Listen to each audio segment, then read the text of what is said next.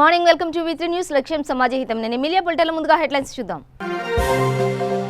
రాష్ట్ర ఆర్థిక పరిస్థితిపై సీఎం కేసీఆర్ సమీక్ష.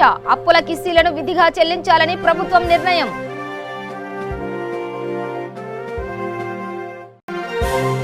జగిత్యాల జిల్లా కేంద్రంలో red cross society fit India foundation సంయుక్త ఆధ్వర్యంలో రక్తదాన శిబిరం. ఇండియన్ రెడ్ క్రాస్ సహకారంతో రక్తదాన శిబిరాలు నిర్వహించడం అభినందనీయమన్న దాతలు. రామగుండం పోలీస్ కమిషనరేట్ పరిధిలో నకిలీ విత్తనాల గుట్టురట్టు చేసిన పోలీసులు. 41 లక్షల విలువైన 14 క్వింటాళ్ల పత్తి విత్తనాలు స్వాధీనం. 9 మంది అరెస్ట్. రంగారెడ్డి జిల్లా మోయినాబాద్ మండలంలో తొలి కరోనా కేసు. మామ ఇంటికి వెళ్లొచ్చిన అల్లుడికి పాజిటివ్. 2 కుటుంబాలను క్వారంటైన్ కు తరలింపు. సంగారెడ్డి జిల్లా ఆందోళన నియోజకవర్గం పోతిరెడ్డిపల్లిలో నియంత్రిత వ్యవసాయ విధానంపై అవగాహన సదస్సు. ముఖ్య అతిథిగా హాజరైన మంత్రి హరీష్ రావు. డీటెయిల్స్ చూస్తే రాష్ట్ర ఆర్థిక పరిస్థితిపై సీఎం కేసీఆర్ సమీక్ష నిర్వహించారు. ఈ సమావేశంలో కేసీఆర్ పలు కీలక నిర్ణయాలు తీసుకున్నారు. అప్పుల కిస్తీలను విధిగా చెల్లించాలని ప్రభుత్వం నిర్ణయం తీసుకుంది. ఆసరా పెన్షన్లను యథావిధిగా అందించాలని నిర్ణయం తీసుకున్నారు. మే నెలలో కూడా పేదలకు ఒక్కొక్కరికి 12 కిలోల బియ్యం ఇవ్వాలని ప్రభుత్వం నిర్ణయం తీసుకుంది. లాక్డౌన్ సడలింపుల కారణంగా కార్మికులు కూలీలకు మళ్లీ పని దొరుకుతుందని కేసీఆర్ తెలిపారు. 1500 రూపాయల నగదు ఇచ్చే కార్యక్రమం మే నెల నుంచి కొనసాగనుందని ప్రకటించారు. ప్రజాప్రతినిధుల వేతనాల్లో 75%, ఆల్ ఇండియా సర్వీసుల వేతనాల్లో 60%, ప్రభుత్వ ఉద్యోగుల వేతనాల్లో 50%, పెన్షన్లలో 25% కోతలను మే నెలలో కూడా కొనసాగించాలని కేసీఆర్ అధికారులకు ఆదేశించారు. లాక్డౌన్తో రాష్ట్రానికి రావాల్సిన ఆదాయం పడిపోయిందని కేసీఆర్ ఆవేదన వ్యక్తం చేశారు. రాష్ట్ర ఆర్థిక పరిస్థితిపై కేసీఆర్ సమీక్ష నిర్వహించారు. మే నెలలో కేంద్రానికి వెళ్లే పన్నుల్లో రాష్ట్ర వాటాగా రావాల్సిన 982 కోట్లతో కలిపి కేవలం 3100 కోట్ల రూపాయలు మాత్రమే వచ్చాయని తెలిపారు. లాక్డౌన్ నిబంధనల్లో కొన్ని సడలింపులు ఇచ్చినా ఆదాయం పెరగలేదని, రిజిస్ట్రేషన్లు, రవాణా తదితర రంగాల్లో ఆదాయం పెద్దగా రాలేదన్నారు. రాష్ట్ర ఏడాదికి 37,400 కోట్లను అప్పులకు కిస్తీలుగా చెల్లించాలని, అప్పులను రీషెడ్యూల్ చేయాలని కేంద్రాన్ని కోరితే స్పందించలేదని విమర్శించారు.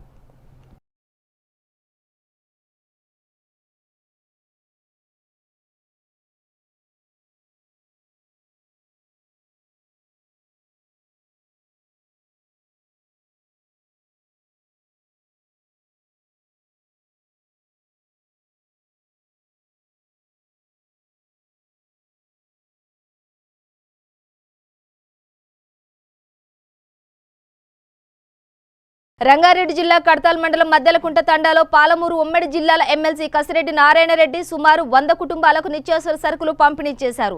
అదేవిధంగా తండాలోని సేవాలాల్ దేవాలయానికి 50,000 రూపాయలు విరాళం అందించారు. ఈ కార్యక్రమంలో Kadthal MPP Kamli Mocha Nayak, vice MPP Anand, Amangal MPP Anitha Vijay, Pasupula Jangaiah, gold Ramu, TRS party కార్యకర్తలు, నాయకులు తదితరులు పాల్గొన్నారు. మరి బీద కుటుంబాలైనటువంటి 80 కుటుంబాలకు ఈరోజు మరి వైస్ ఎంపీపీ ఆనంద్ గారు, అదేవిధంగా ఎంపీపీ కమ్లీ మోత్యనాయక్ గారు, భాస్కర్ రెడ్డి గారు, యాదగిరి రెడ్డి గారు, అదేవిధంగా శ్రీకాంత్ రెడ్డి గారు, మరి ఇక్కడ ఉన్నటువంటి ఈ సర్పంచ్, వార్డు మెంబర్స్ కలిసేసేసి ఈరోజు మరి ఈ గ్రామంలో వాళ్ళ సొంత డబ్బులతోటి బీద వాళ్లకు మరి పంచడం జరిగింది. మరి గౌరవ ముఖ్యమంత్రి గారు కల్వకుంట్ల చంద్రశేఖరరావు గారు మరి బీద వాళ్ళు ఆకలితోటి ఉండొద్దు, ఇలాంటి విపత్కరమైనటువంటి పరిస్థితులలో, ప్రపంచవ్యాప్తంగా ఇబ్బందులు ఉన్నటువంటి పరిస్థితుల్లో మన రాష్ట్రంలో ఏ ఒక్కరు కూడా ఇబ్బంది పడకూడదని చెప్పేసి వారు 12 కిలోల బియ్యము, తర్వాత 1500 రూపాయలు నెలకు ఇవ్వడం జరుగుతుంది. మరి లాక్డౌన్ ఇంకా కొనసాగిస్తున్నారు. మరి ఇప్పుడు కూడా ఇంకా కేసెస్ ఇంకా ఎక్కువగానే అవుతున్నాయి. మరి ఏదేమైనప్పటికీ కూడా మరి ప్రజలందరూ కూడా, ఈ గ్రామస్తులందరం కూడా భౌతిక దూరం పాటించి మరి కరోనా మన దరిదాపుకు రాకుండా చూసుకోవాల్సిన అవసరం ఉంటుంది. ఇక్కడ ఈ ప్రాంతంలో ఇప్పటివరకు అవి జరగలేదు కాబట్టి నిజంగా భగవంతుడు మనల్ని అందరినీ మంచిగా చూస్తుందని చెప్పేసి అనుకుంటున్నాం. అదేవిధంగా భగవంతుడిలాగా కేసీఆర్ గారు కూడా మరి అందరినీ ఆదుకోవడానికి పూర్తిగా ప్రయత్నం చేస్తున్నారు. వారు మరి తీసుకున్నటువంటి నిర్ణయాలతోటి తప్పనిసరిగా ఇక్కడ బీద ప్రజలందరూ కూడా ఆనందంగా మరి గడపడానికి అవకాశం కూడా వచ్చింది. అదేవిధంగా ఈ గ్రామంలో మధ్యకుంట తండకు వచ్చినప్పుడు ఇక్కడ సేవాలాలు గుడి కట్టుకోవాలని చెప్పినారు. ఇక్కడికి వచ్చినప్పుడే మరి వాళ్ళు పూజ చేసేసి ఈ కార్యక్రమం స్టార్ట్ చేయాలంటే మరి ఇక్కడ ఉన్నటువంటి దాతలు కూడా మరి గిరిజన రాష్ట్ర నాయకులు హనుమనాయక్ గారు 11,000 ఇవ్వడం జరిగింది. అదేవిధంగా ఇక్కడ మరి మొత్తం కలిపేసేసి 61,000 రూపాయలు మరి ఇక్కడ ఇవ్వడం జరిగింది. ఇంకా కూడా దాతలు మేము ఇస్తాం, ఈ గుడికి సపోర్ట్ చేస్తామని చెప్పారు. ఈ గ్రామస్తులకు అందరికీ కూడా మరి ఏదైతే కోరిక ఉన్నదో, ఇక్కడ మాకు తండలో సేవలాల గుడి లేదు, మరి కావాలని చెప్పేసి అన్నారు. మరి దానికి ఈరోజు ముహూర్తం కూడా చేసుకోవడం జరిగింది బ్రహ్మాండంగా. మరి ఇక్కడ ఈ ప్రాంతానికి కూడా గతంలోనే దాదాపుగా 2 సంవత్సరాల కిందనే రోడ్డు కూడా శాంక్షన్ అయింది, టెండర్ కూడా అయింది. మరి ఈ రోడ్డు కూడా ప్రారంభించుకోవాల్సిన అవసరం ఉంటుంది. రావుచెడు రోడ్డు నుంచి ఈ మద్దెలకొండ తండ వరకు మరి దాదాపుగా 2,30,00,000 రూపాయలు శాంక్షన్ చేయడం జరిగింది టీఆర్ఎస్ ప్రభుత్వం. మరి అది కూడా కంప్లీట్ చేసుకోవాల్సిన అవసరం ఉంది. అది కూడా కంప్లీట్ అవుతుంది. ఈ గ్రామంలో కొన్ని సీసీ రోడ్లు కూడా టీఆర్ఎస్ ప్రభుత్వం వచ్చిన తర్వాత నేను చేయడం జరిగింది.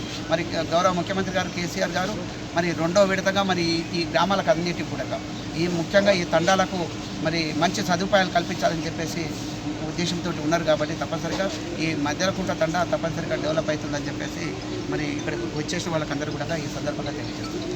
ద్విచక్ర వాహనంపై వెళ్తున్న భార్య భర్తలను ఔషాపూర్ వద్ద ఓ లారీ ఢీకొట్టింది. భార్య అక్కడికక్కడే మృతి చెందగా భర్త కొన ప్రాణాలతో ఉండటంతో అటుగా వెళ్తున్న బోడుప్పల్ 8వ డివిజన్ కార్పొరేటర్ సీసా వెంకటేష్ గౌడ్ హుటాహుటిన ఆసుపత్రికి తరలించి దాతృత్వాన్ని చాటుకున్నారు.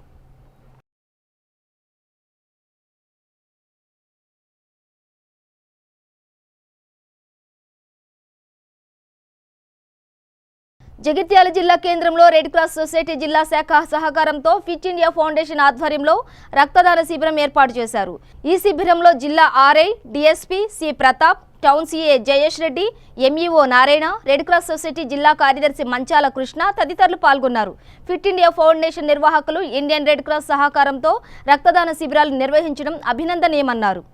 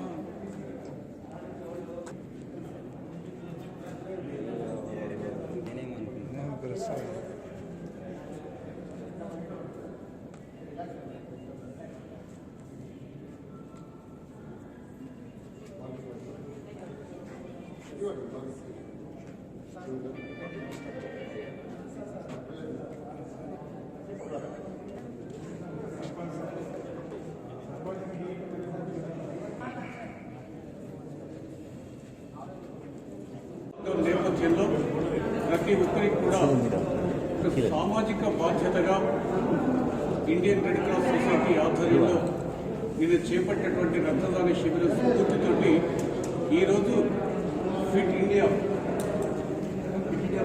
ఇండియా ఫౌండేషన్ అంటే ఐజీ ప్రవీణ్ కుమార్ గారి ఆధ్వర్యంలో వారి శిష్య బృందం కానీ వారి మార్గదర్శనం కానీ వారు అనుసరిస్తున్న విధానాలకు ఆకర్షితులైనటువంటి యువకులంతా కలిసి ఫిట్ ఇండియా ఫౌండేషన్ ఒక ఆర్గనైజేషన్ స్టార్ట్ చేస్తారు. ఆ ఆర్గనైజేషన్ ఏంటంటే ఈ రక్తదాన శిబిరం ప్రధాన లక్ష్యం ఏంటంటే మాలోవత్ పూర్ణ ఎవరెస్ట్ శిఖరాన్ని అధిరోహించిన రోజు మే 25. ఆ మే 25 సందర్భంగా ఫిట్ ఇండియా ఫౌండేషన్ ఆధ్వర్యంలో ఐజీ ప్రవీణ్ కుమార్ గారి సూచనల మేరకు ఒక వారం రోజుల పాటుగా రక్తదాన శిబిరాలు నిర్వహించాలన్నది వారి ఆలోచన. ఆ క్రమంలోనే నిన్న ఇండియన్ రెడ్ క్రాస్ సొసైటీ ఆధ్వర్యంలో నిర్వహించడానికి స్ఫూర్తిగా కలెక్టర్ గారు అనుమతి పొంది ఇక్కడ మిత్రులు ఈ ఫిట్ ఇండియా ఫౌండేషన్ ఆర్గనైజేషన్స్ నక్క విజయ్ మరియు రాజు నాయక్తో పాటుగా పలువురు అందరు యువక మిత్రులంతా కలిసి ఈరోజు రక్తదాన శిబిరాన్ని ఏర్పాటు చేయడం జరిగింది. దీనికి మా ఫిట్ ఇండియా ఫౌండేషన్ ఆర్గనైజేషన్ ఒకటే కాదు, మీ ఇండియన్ రెడ్ క్రాస్ సొసైటీ ఆధ్వర్యంలో మేము సహకరించి మేము కూడా మీకు సహకరిస్తామని చెప్పేసి ముందుగా ఈ సందర్భంలో నక్క విజయ్ గారికి, అదేవిధంగా వారి మిత్ర బృందానికి మరియు రాజు నాయక్ ప్రతి ఒక్కరికి కూడా మేము ధన్యవాదాలు తెలియజేసుకుంటున్నాం. ముందుగా అసలు ఈ కార్యక్రమం ఏంటి అన్నది మిత్రులు నక్క విజయ్ చెప్పాల్సిన రామగుండం పోలీస్ కమిషనరేట్ పరిధిలో నకిలీ విత్తనాల అక్రమ వ్యాపారంపై రామగుండం పోలీస్ కమిషనర్ వి సత్యనారాయణ ఆదేశాల మేరకు టాస్క్ ఫోర్స్ సిఐ కిరణ్ మరియు రాజ్ కుమార్ల ఆధ్వర్యంలో టాస్క్ ఫోర్స్ టీం 4 బృందాలుగా ఏర్పడి రామగుండం పోలీస్ కమిషనరేట్ పరిధిలో తాండూర్, నీల్వాయి, మాదారం మరియు రామకృష్ణపూర్ ప్రాంతాలలో పక్కా సమాచారం సేకరించి ఏకకాలంలో దాడులు నిర్వహించి 4 ప్రాంతాలతో కలిసి సుమారు 41 లక్షల విలువైన 14.16 క్వింటాల పత్తి విత్తనాలు స్వాధీనపరుచుకుని 9 మందిని అదుపులోకి తీసుకోవడం జరిగింది. పరారీలో మరో 6 నిందితులు ఉన్నట్టు తెలిపారు పోలీసులు.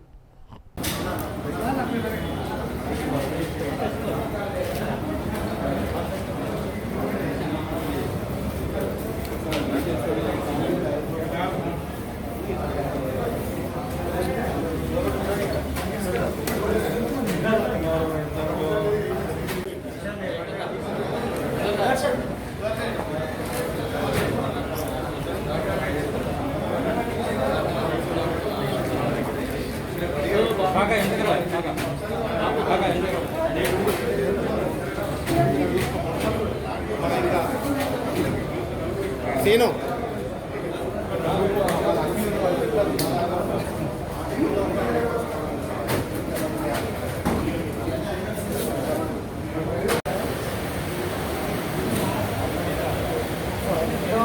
మందు వల్ల మనకి ఒక క్యాన్సర్ కారక కెమికల్స్ వెళ్ళి చాలా మంది క్యాన్సర్ బాధలు పడుతుంది.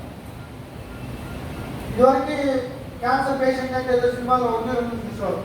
ఇప్పుడు ఏదో చిన్న జ్వరం వచ్చినట్టు 100,000 సంఖ్యలు అయిపోయాయి. ఎక్కడి నుంచి వచ్చింది అంటే ఇటువంటి నిషేధిత కెమికల్స్, పెస్టిసైడ్స్ వాడటం వల్ల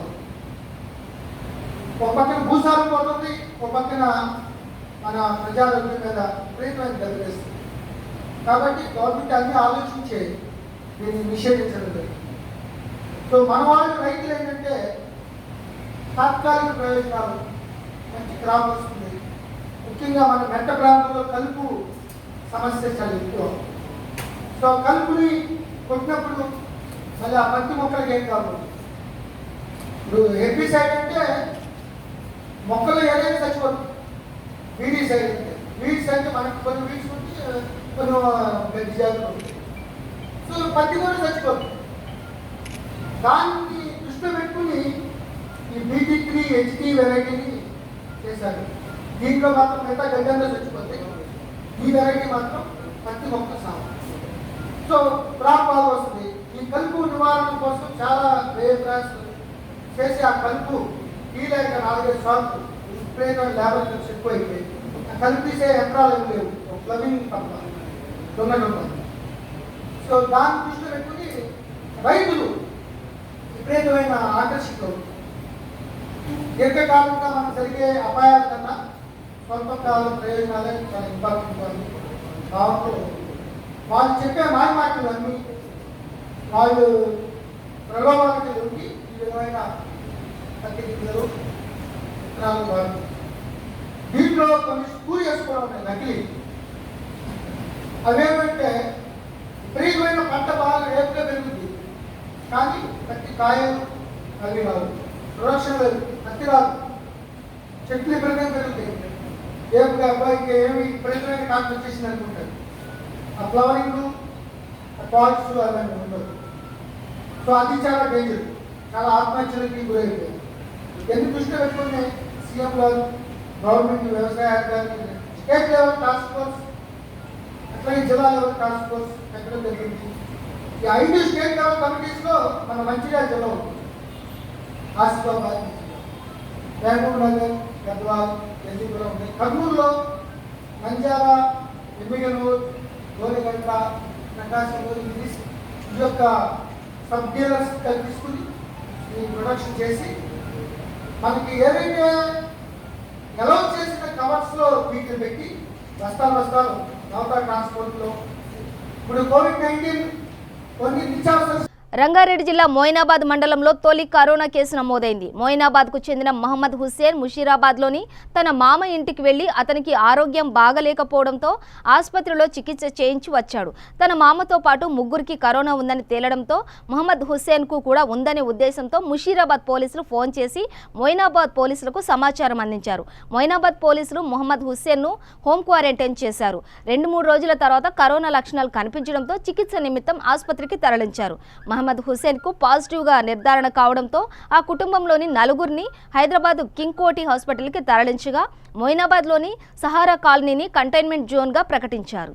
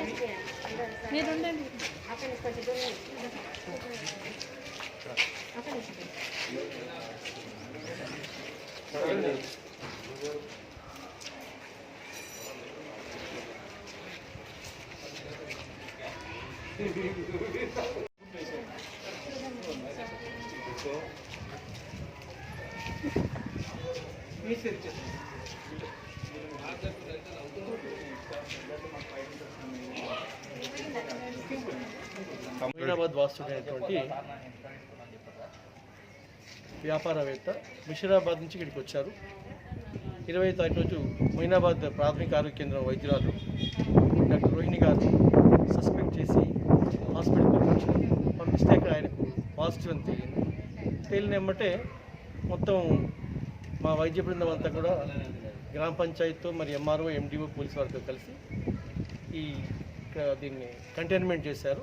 దాంతోపాటు పారిశుద్ధ్య పనులను నిర్వహించి వారిని కౌన్సిలింగ్ తీసుకొని జిల్లా వైద్యాధికారికి విషయం చేరవేసి వారిని పరీక్ష నిమిత్తమే కింగ్ కోటి హాస్పిటల్ పంపించే ఏర్పాటు చేస్తున్నారు. అందులో ఒక అబ్బాయి 10th క్లాస్ ఎగ్జామ్ గోయింగ్ కాబట్టి ఆ అబ్బాయి భవిష్యత్తు దృష్టిలో ఉంచుకొని తొందరగానే పంపించడానికి ప్రయత్నం. ఎక్కడ పంపిస్తున్నారు సార్? కింగ్ కోటి హాస్పిటల్. సంగారెడ్డి జిల్లా ఆందోళన నియోజకవర్గం ఆందోళన మండలం పోతిరెడ్డిపల్లిలో నియంత్రిత వ్యవసాయ పంటల సాగు విధానంపై జరిగిన అవగాహన సదస్సుకు ముఖ్య అతిథిగా మంత్రి హరీష్ రావు హాజరయ్యారు. ఈ కార్యక్రమంలో ఆందోళన MLA Chanti Kranthi Kiran, ZP chairman Manjusri, collector Hanumantha Rao, MP Kotha Prabhakar, ఉమ్మడి మెదక్ జిల్లా డీసీఎంఎస్ చైర్మన్ శివకుమార్, స్థానిక ప్రజాప్రతినిధులు, తెరాస నాయకులు, కార్యకర్తలు పాల్గొన్నారు.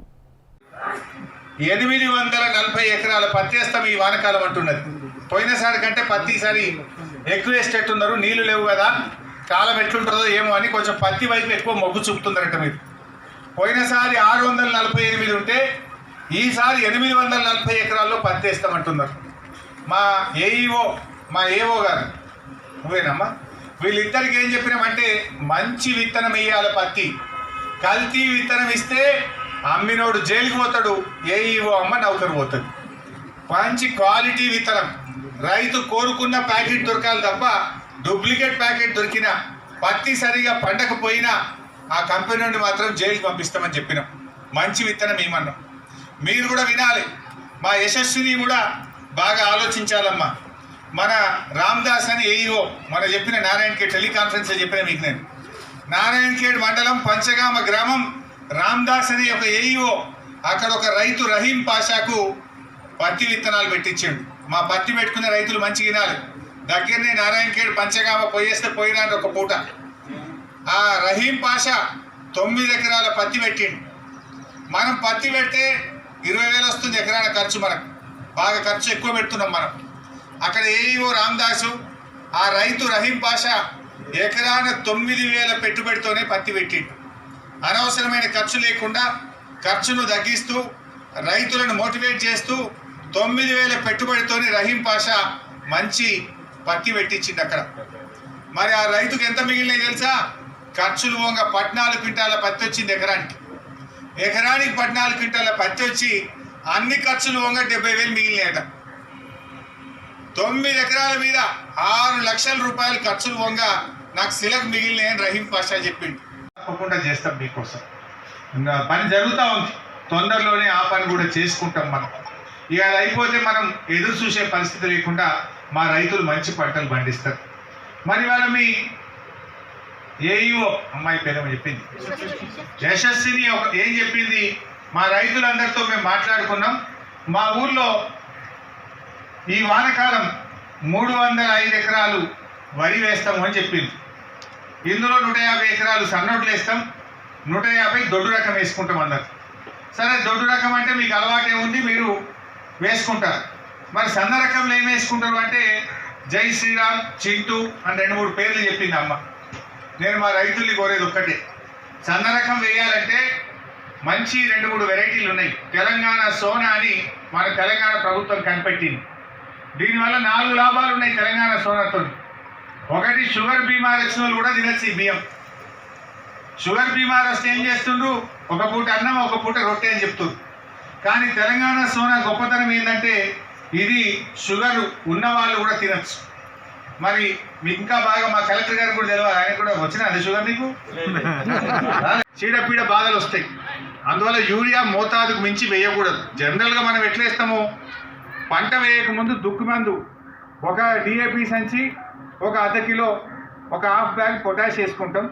నాట్లు పడ్డాక ఒక ½ బ్యాగు యూరియా వేసుకోవాలి.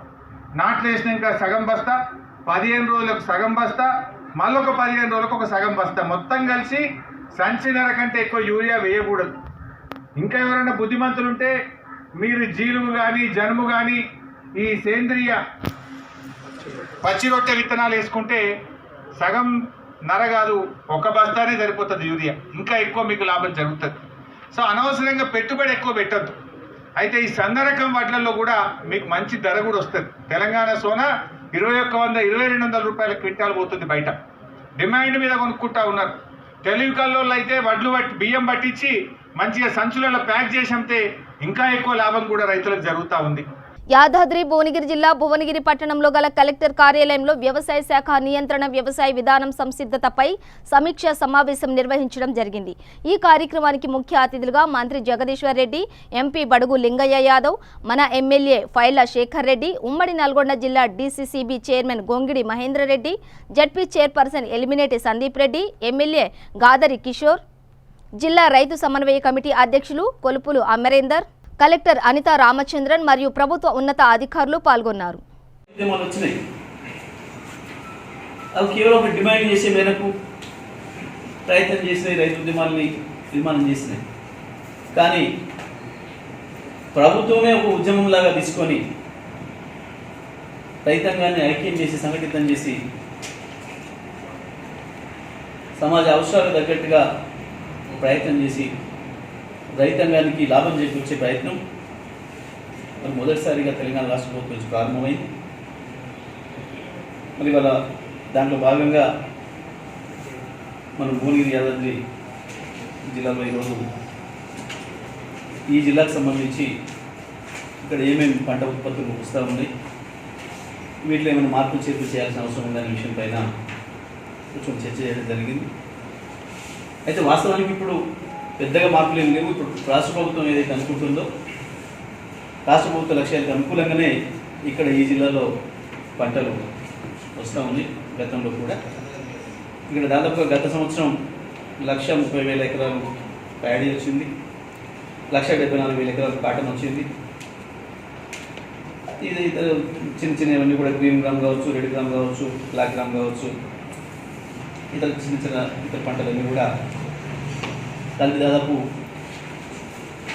3,60,000 ఎకరాల పైన సాగుబడి చేయడం జరిగింది. ఈ సంవత్సరం కూడా దాదాపుగా అంతే స్థాయిలో సాగు అవుతుందని చెప్పి మేము అంచనా చేసినాం. గత వర్షాకాలం కొంత వర్షాలు లేటు రావడం వల్ల కొన్ని భూమి సాగు కాలేదు. ఒకవేళ ఈసారి వర్షాలు అనుకూలిస్తే కొంత అదనంగా సాగే అవకాశం ఉంది. అందుకని గతంలో ఈ రెడ్ గ్రామ్ అనేది కంది అనేది 25,000 ఎకరాలు ఉంది. ఈసారి దాన్ని 50,000 ఎకరాల వరకు కూడా పండించడానికి కావాల్సిన పద్ధతిలో రైతాంగానికి విత్తనాలన్నీ కూడా అందుబాటులో పెట్టమని చెప్పడం జరిగింది. ప్రాజెక్టులు కడితే వ్యతిరేకించడము, కొత్త పథకాలు ఇస్తే వ్యతిరేకించడము, 24 గంటలు కరెంట్ ఇస్తే వ్యతిరేకించడము, రైతు బంధు అందరికి ఇస్తే వ్యతిరేకించడము. కాంగ్రెస్ పార్టీ అదే పని కదా, రోడ్లు వేస్తే రోడ్లు వ్యతిరేకించడము, ఇల్లు కట్టి ఇల్లు వ్యతిరేకించడము. కాంగ్రెస్ పార్టీ వద్దని చెప్పి కాంగ్రెస్ పార్టీ పని అభివృద్ధి వద్దు అని అట్నే ఉండాలి ప్రజలు. ఓసారి మీరు రావాలి. ఇట్లనే గతంలో పాలకపక్షం ప్రతిపక్షం ఇద్దరు కలిసి దోబుజులాడి ప్రజలు చేసినట్టు మోసం చేసినట్టు గట్లే చేయాలి తప్ప మీరు ఎందుకు బాగా చేస్తారు చేయొద్దని కదా కాంగ్రెస్ పార్టీ ఉద్దేశం. ప్రాజెక్టులు కట్టకుండా కేసులు వేసి ఆపిన వాళ్ళు, కాళేశ్వరం కట్టకుండా 300 కేసులు వేసి ఆపిన వాళ్ళు ఎందుకు వ్యతిరేకించారు? 24 గంటల వ్యవసాయానికి విద్యుత్ వద్దు అని చెప్పి ధర్నా చేసిన వాళ్ళు తప్పకుండా దీన్ని కూడా వ్యతిరేకిస్తారు. రైతు బంధు అందరికీ వద్దని వ్యతిరేకించి బహిరంగ స్టేట్మెంట్ ఇచ్చిన వాళ్ళు, ఇక్కడ యాదాద్రిలో పవర్ ప్లాంట్ కడదామంటే దాన్ని ఆపేస్తాం మేము వచ్చినాక వద్దని చెప్పిన వాళ్ళు. కాంగ్రెస్ పార్టీ పనే అది. కాంగ్రెస్ పార్టీ అభివృద్ధి జరగవద్దు అనేది కాంగ్రెస్ పార్టీ ఉద్దేశం. అదే వాళ్ళు వెనుక పోతున్నారు, ప్రజలు ముందుకు పోతున్నారు, వాళ్ళు వెనుక పోతున్నారు. జగిత్యాల జిల్లా కోడిమేల మండల కేంద్రంలోని ఎంపీడీఓ కార్యాలయంలో ఏవో జ్యోతి ఆధ్వర్యంలో తెలంగాణ రాష్ట్ర ప్రభుత్వం అమలు చేసిన నూతన సమగ్ర వ్యవసాయ విధానంపై రైతులకు అవగాహన కార్యక్రమం ఏర్పాటు చేశారు. ఈ కార్యక్రమానికి ముఖ్య అతిథిగా చొప్పదండి ఎమ్మెల్యే సుంకే రవిశంకర్, జగిత్యాల జిల్లా కలెక్టర్ రవి హాజరయ్యారు. ఈ సందర్భంగా ఎమ్మెల్యే మాట్లాడుతూ ఈ సమావేశంలో రైతులకు అవగాహన కోసమే అని రైతు వేదికల నిర్మాణం చేపడుతున్నామన్నారు. పంట మార్పిడి విధానం చొప్పదండి నియోజకవర్గంలో ఇప్పటికే జరుగుతుందని, ఇప్పటి వరకు జిల్లా వ్యాప్తంగా 70 రైతు వేదికల నిర్మాణం జరుగుతుందని తెలిపారు. రైతుల డిమాండ్ను బట్టి పంట పండించడం ద్వారా ఆర్థికంగా ఎదిగేందుకు అవకాశం ఉందని తెలిపారు. ఈ కార్యక్రమంలో ఎంపీపీ మేనేని స్వర్ణలత, రాజా నర్సింగరావు, జెడ్పీటీసీ పునుగోటి ప్రశాంతి, కృష్ణారావు, డివో, వివిధ గ్రామాల ఎంపీటీసీలు, సర్పంచ్లు, రైతులు పాల్గొన్నారు.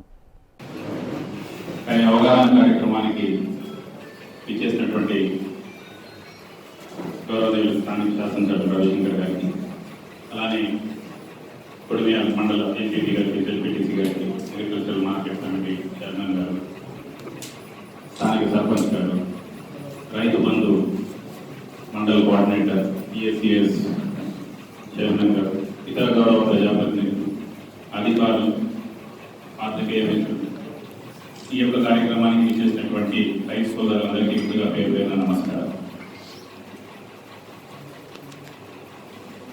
లాస్ట్ ఒక 1 month నుంచి మీరు అందరూ కూడా గమనిస్తూ ఉన్నారు. ఇనిషియల్గా మనము గౌరవ మంత్రి గారి ఆధ్వర్యంలో కొలాస్ అగ్రికల్చరల్ కాలేజ్లో ఈ యొక్క వానాకాలంలో ఏ పంటలు వేయాలి అన్న దాని మీద ఒక చిన్న అవగాహన కార్యక్రమం పెట్టుకున్నాము. అక్కడ అందరు రైతు బంధు సమితి ప్రెసిడెంట్స్, అలానే కొంతమంది ప్రోగ్రెసివ్ ఫార్మర్స్, ఇతర గౌరవ ప్రజాప్రతినిధులు, శాసనసభ్యులందరూ కూడా ఆ రోజంతా కూడా చర్చా వేదిక లాగా పెట్టుకొని ఒక కార్యక్రమం టేకప్ చేశారు. ఆ రోజు నుంచి కూడా ఈ యొక్క థాట్ ప్రాసెస్, ఆలోచన అన్నది రైతు సోదరులు అందరిలో కూడా ఈ యొక్క ఆలోచన. అయితే దీనికంటే ముందు నుంచే లాస్ట్ 1-2 yearsగా గౌరవ ముఖ్యమంత్రి గారు వ్యవసాయ అధికారులు, సైంటిస్టులు, ప్రజాప్రతినిధులు, ఇతర ప్రొఫెసర్స్ వీళ్ళందరితో కూడా తెలంగాణ రాష్ట్రంలో ఉండే నీటి వనరుల పైన, ఉన్న నేలల పైన, ఉండే వాతావరణం పైన ఒక సమగ్రమైన స్టడీస్ చేసిన తర్వాత ఏ పంటలు వేస్తే రైతులు లాభసాటిగా ఉంటుందో ఆలోచించిన తర్వాత అందరినీ మండల స్థాయి, గ్రామ స్థాయి వాళ్ళందరితో కూడా వీడియో కాన్ఫరెన్స్, ఆ తర్వాత వ్యవసాయ అధికారులు, కలెక్టర్లు plus Rythu Bandhu district coordinators వీళ్ళందరితో కూడా ఒక రోజు మీటింగ్ కండక్ట్ చేసిన తర్వాత జిల్లా వారీగా ఏ జిల్లాలో ఏ పంట ఎంత వేస్తే ఆ దిగుబడి బాగుంటుంది, ఆ రైతులకు లాభసాటి ఉంటుంది అన్న దానిపైన ఒక మీటింగ్ పెట్టి ఒక మ్యాక్రో ప్లాన్ ఇవ్వడం జరిగింది. అయితే చాలా మంది రైతులలో ఆందోళన లాగా కనిపిస్తా ఉంది. ఇక్కడ ముందు మాట్లాడిన 2-3 ఈ డౌట్స్ ఇవన్నీ కూడా ఎక్స్ప్రెస్ చేయడం జరిగింది.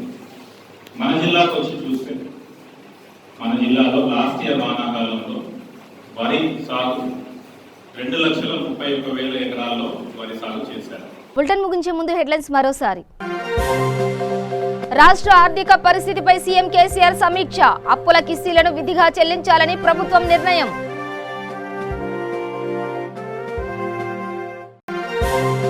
జగిత్యాల జిల్లా కేంద్రంలో red cross society, fit India foundation సంయుక్త ఆధ్వర్యంలో రక్తదాన శిబిరం. ఇండియన్ రెడ్ క్రాస్ సహకారంతో రక్తదాన శిబిరాలు నిర్వహించడం అభినందనీయమన్న దాతలు.